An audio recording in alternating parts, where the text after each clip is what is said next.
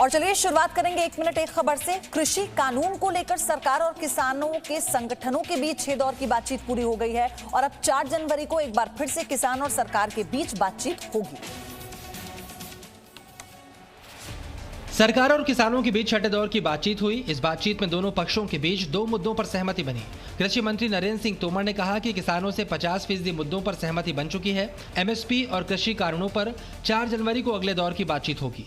कानून के विषय में और एमएसपी के विषय में चर्चा अभी पूर्ण नहीं हुई है, चर्चा जारी है और हम लोग 4 तारीख को 2 बजे फिर से इकट्ठा होंगे और इन विषयों पर चर्चा को आगे बढ़ाएंगे। किसानों और सरकार के बीच जिन 2 मुद्दों पर सहमति बनी है उनमें पहला मुद्दा पराली कानून का है। सरकार ने कहा कि पराली कानून वापस ले लिया जाएगा। इसके साथ ही सरकार ने ये भी कहा कि नए बिजली विधेयक में किसानों को सिंचाई पर दी जा रही सब्सिडी को खत्म नहीं किया जाएगा। दिल्ली के विज्ञान भवन में आयोजित बैठक में सरकार की ओर से कृषि मंत्री नरेंद्र सिंह तोमर, वाणिज्य मंत्री पीयूष गोयल, वाणिज्य राज्य मंत्री सोम प्रकाश के साथ कई विभागों के सचिव और 40 किसान संगठनों के नेता शामिल हुए।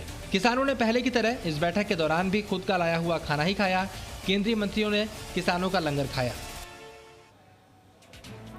हालांकि बैठक में कृषि कानूनों की वापसी और एमएसपी को लेकर सहमति नहीं बन सकी, लेकिन किसानों के संगठनों ने बातचीत पर संतोष जताया। किसान संगठनों ने सरकार के साथ हुई बातचीत पर संतोष जाहिर किया है। 5 घंटे तक चली बैठक में थोड़ा सरकार झुकी तो किसानों ने भी अपना रवैया थोड़ा नरम किया। बैठक के बाद किसानों ने कहा कि बिजली बिल और पराली कानून को वापस ले लिया गया है। 4 जनवरी को 7वें दौर की बैठक से पहले किसान संगठनों के नेता 2 जनवरी को सिंघू बॉर्डर पर बैठकर अपनी रणनीति तय करेंगे। शुरुआत एक अच्छी हुई, 35 दिन बाद ही ठीक है, लेकिन एक शुरुआत हुई। सरकार ने भी कुछ बातें मानी और किसान भी लगा हुआ है। उसने भी कल का जो ट्रैक्टर रैली थी उसको स्थगित कराया है। बैठक के बाद किसान संगठनों ने आज यानी 31 जनवरी को अपनी ट्रैक्टर रैली टाल दी।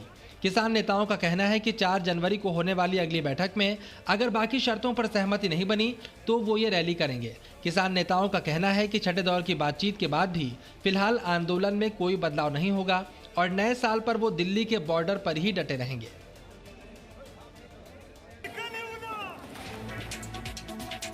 और ब्रिटेन समेत दुनिया भर के 16 से ज्यादा देशों में फैल चुका कोरोना वायरस का नया स्ट्रेन भारत में चिंता बढ़ा रहा है। भारत में कोरोना वायरस के यूनाइटेड किंगडम वेरिएंट के नए स्ट्रेन SARS-CoV-2 से अब तक कुल 20 लोग संक्रमित पाए गए हैं। नए स्ट्रेन से संक्रमित सभी लोग ब्रिटेन से आए हैं।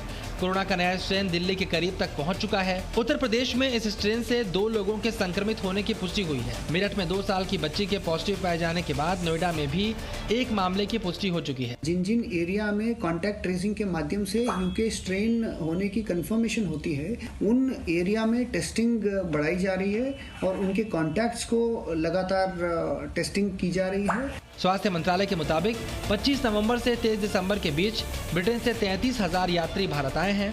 इनमें से 114 लोग संक्रमित पाए गए हैं। इनके सैंपल जीनोम सीक्वेंसिंग के लिए सरकारी प्रयोगशालाओं में भेज दिए गए हैं।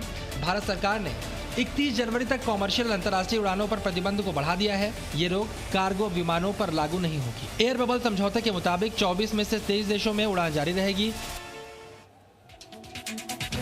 कोरोना के इस खतरे के बीच वैक्सीन पर क्या है अच्छी खबर, अब आपको ये बताते हैं। भारत में कोविशील्ड वैक्सीन के इमरजेंसी इस्तेमाल को मंजूरी मिल सकती है। बुधवार को कोवैक्सीन को लेकर एक्सपर्ट कमेटी की बैठक हुई। बैठक में Pfizer, serum institute of India और भारत बायोटेक की वैक्सीन के आपात इस्तेमाल को लेकर चर्चा हुई। बैठक में सीरम इंस्टीट्यूट और भारत बायोटेक से मिले अतिरिक्त डाटा की समीक्षा की गई। हालांकि बुधवार की बैठक में वैक्सीन के आपात इस्तेमाल को मंजूरी देने पर कोई फैसला नहीं हुआ। अब 1 जनवरी को एक्सपर्ट कमेटी की दूसरी बैठक होगी। इससे पहले कल ब्रिटेन में ऑक्सफोर्ड एस्ट्राजेनेका की वैक्सीन को मंजूरी दे दी गई है। माना जा रहा है कि नए साल पर भारत को 2 वैक्सीन की सौगात मिल सकती है। भारत बायोटेक ICMR की कोवैक्सीन के अलावा पुणे के सीरम इंस्टीट्यूट, एस्ट्राजेनेका और यूनिवर्सिटी ऑफ ऑक्सफोर्ड की साझा कोविशील्ड वैक्सीन और फाइजर बायोटेक की वैक्सीन भी मंजूरी के इंतजार में है। बुधवार को ब्रिटेन में एस्ट्राजेनेका की वैक्सीन को मंजूरी मिलने के बाद भारत में इसे जल्द मंजूरी मिलने की उम्मीद बढ़ गई है।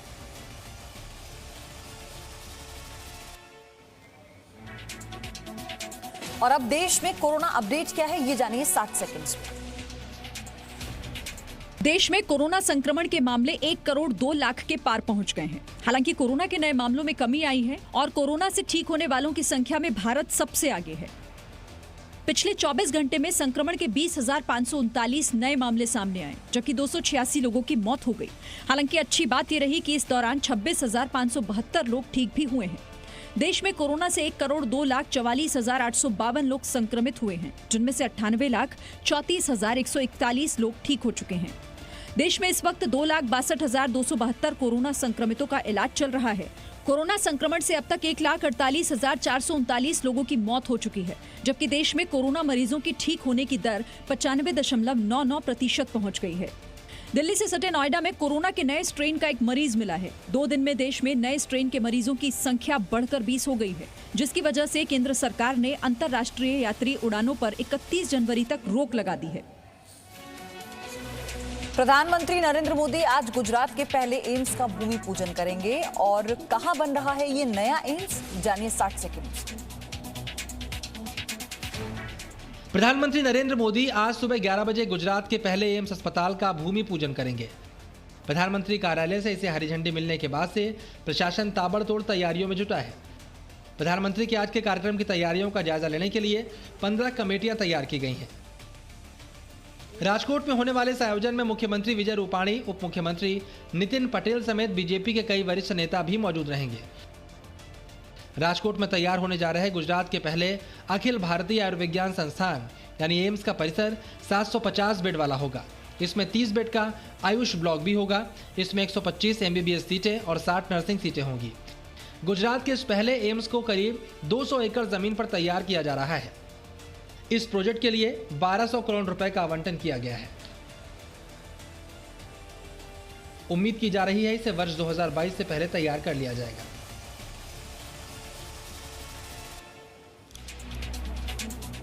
आज वर्ष 2020 का आखिरी दिन है और हम सब बेसब्री से इंतजार कर रहे हैं नए वर्ष का। लेकिन इस जश्न से पहले हम आपको ये भी बता दें कि कोरोना काल में न्यू ईयर सेलिब्रेशन के लिए कहां पर क्या गाइडलाइंस हैं। दिल्ली पुलिस ने नए साल के लिए गाइडलाइन जारी कर दी है। नए साल के जश्न में लोग कोरोना नियमों की अनदेखी ना करें, इसके लिए पुलिस ने कोरोना नियमों को दोहराया है। जो नए साल में है, जो गाइडलाइंस है DDMA का, होटल गेस्ट हाउसेज हैं हाफ कैपेसिटी पे काम करें तो उसी प्रकार से होना चाहिए। सामाजिक दूरी बनाए रखें और जो भी कोविड प्रोटोकॉल्स हैं उसको फॉलो करें। वहीं ट्रैफिक पुलिस ने साफ किया कि 31 दिसंबर की रात अल्कोहल मीटर का इस्तेमाल नहीं किया जाएगा। अगर किसी पर शक होगा कि उसने शराब का सेवन किया है तो उसका मेडिकल करवाया जाएगा, फिर आगे की कार्रवाई की जाएगी। अल्कोमीटर का हम इस्तेमाल नहीं करेंगे क्योंकि हम नहीं चाहते कि किसी भी प्रकार का कोई संक्रमण जो है वो हमारे मार्फत किसी व्यक्ति को पहुंचे या किसी व्यक्ति के मार्फत हमारे पुलिसकर्मी को पहुंचे। नए साल के जश्न को लेकर गाजियाबाद जिला प्रशासन ने भी गाइडलाइन जारी की है। इसके तहत जिले में शराब की दुकानें रात 10 बजे के बाद बंद हो जाएंगी। वहीं ऐसे बार जिनके पास अनुमति होगी वो भी 12 बजे के बाद शराब सर्व नहीं कर सकेंगे। साथ ही यहाँ किसी प्रकार का फंक्शन नहीं होगा। इसके अलावा सड़कों पर हुड़दंग मचाने वालों पर भी कड़ी कार्रवाई की जाएगी। सीबीएसई की 10वीं और 12वीं की परीक्षा देने वालों के लिए आज का दिन बहुत अहम है। आपको जानना है 60 सेकंड में। केंद्रीय शिक्षा मंत्री डॉक्टर रमेश पोखरियाल निशंक सीबीएसई की 10वीं और 12वीं बोर्ड की परीक्षाओं की तारीखों का आज ऐलान करेंगे।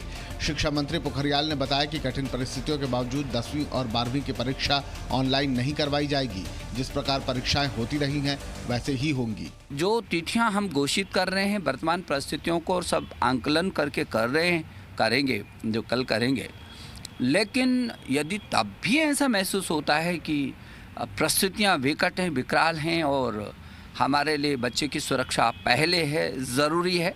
छात्रों की सुरक्षा सरकार की प्राथमिकता है, लिहाजा परीक्षाओं के लिए स्वास्थ्य मंत्रालय और गृह मंत्रालय की सलाह के मुताबिक गाइडलाइंस जारी की जाएंगी। हम लगातार बच्चे के हित में बच्चे की सुरक्षा और उसकी जो भविष्य के लिए शिक्षा, इन दोनों पर पूरी मजबूती के साथ हम खड़े हैं। सूत्रों के मुताबिक छात्रों को एग्जाम सेंटर बदलने और सबसे करीब परीक्षा केंद्र चुनने की सुविधा मिल सकती है।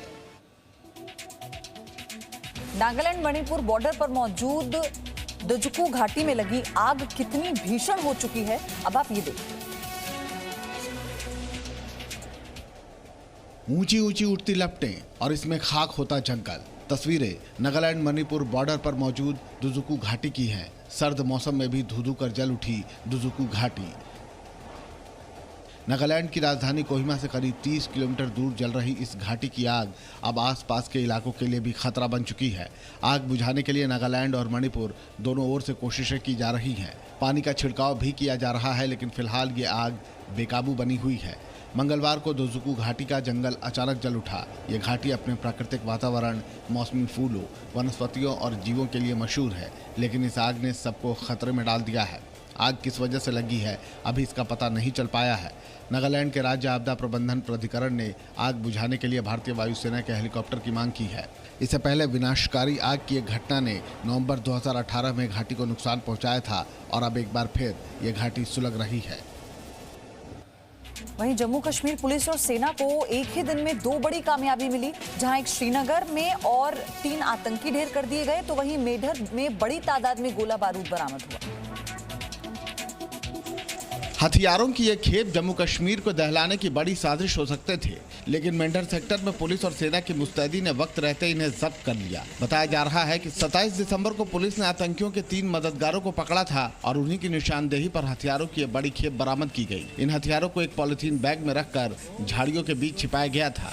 हमें 2 पिस्टल, उसके साथ 70 राउंड और 2 ग्रेनेड जो हैं वो रिकवर किए हैं।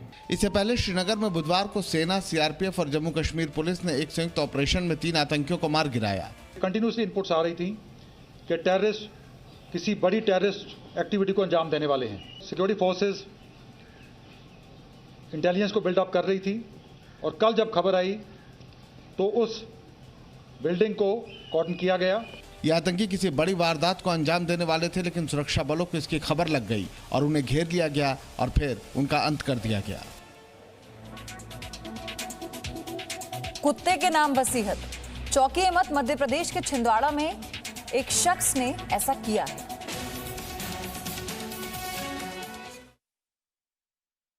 इस डॉगी को आम मत समझिए, इसके पास रुपए पैसे भी हैं और जमीन जायदाद भी। मध्य प्रदेश के छिंदवाड़ा में बाड़ीवाड़ा गांव के पूर्व सरपंच ओम नारायण वर्मा ने परिवार वालों से तंग आकर इस कुत्ते जैकी के नाम पर ही अपनी वसीयत लिख दी।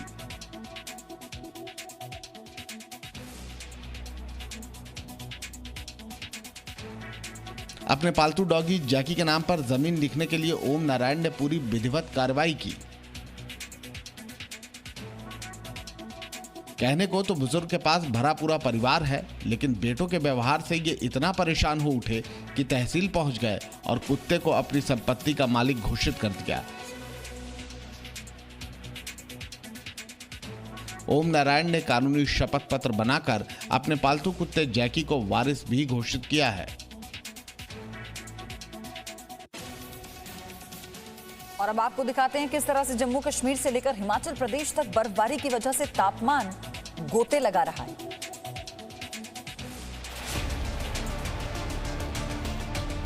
जम्मू कश्मीर के डोडा में बर्फबारी जारी है। पहाड़ों की चोटियां बर्फ से ढक गई हैं और इन पर लगे चीड़ और देवदार के पेड़ भी इस वक्त सफेद दिखाई दे रहे हैं। कश्मीर के ऊपरी इलाकों में बर्फबारी के बाद तापमान में गिरावट जारी है और जमा देने वाली ये बर्फ फसल के लिए बेहद अच्छी मानी जा रही है। सारे किसान बहुत खुश हैं इस आज की जो ये दिसंबर में बर्फ हुई। हम सुबह उठे तो हमने देखा था हमारे जो इर्द गिर्द जो पहाड़ थे वो बिल्कुल बर्फ की सफेदी से बिल्कुल लैस। सिर्फ जम्मू कश्मीर ही नहीं, हिमाचल प्रदेश के कई इलाकों में बर्फबारी हुई है। शिमला में भी कड़ाके की ठंड जारी है। सड़क पर पहाड़ों की ढलान पर बर्फ जमी है, जिसे हटाया जा रहा है। मौसम की पहली बर्फबारी के बाद शिमला में सीजन का सबसे कम तापमान दर्ज किया गया। Presenting B News app available on Google Play and App Store. Download it now.